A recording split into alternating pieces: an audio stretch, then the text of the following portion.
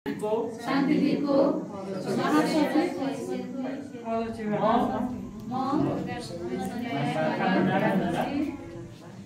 बालबालिका महिला युवा अधिकारको संरक्षण संवर्धन र वैधानिक कार्यान्वयन तथा सामाजिक न्यायको क्षेत्रमा कार्यरत रहन भेदभाव रहित व्यवहार उच्चतम हित दीर्घ जीवन र विकास एवं विचारको सर्वोच्चता सर्वव्यापकता अभिभाज्यता अन्तर्निर्भरता मूलभूत सिद्धान्तमा प्रतिबद्ध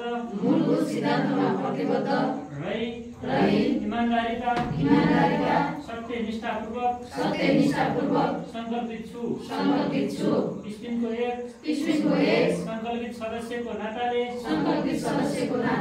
बालबालिका महिला युवा अधिकार एवं सबैको समष्टिगत मानवाधिकार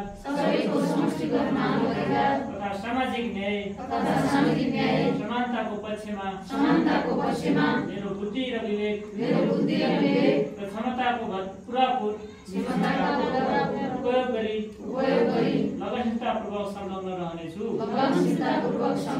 कृष्ण रहे वा नरहेको अवस्थामा पनि संस्थाको हित र प्रतिष्ठाका लागि सहयोगी भूमिका निर्वाह गर्नेछु। सदा विष्णुको आचार संहिता पालना गरी काम गर्न दृढ प्रतिज्ञा गर्दछु।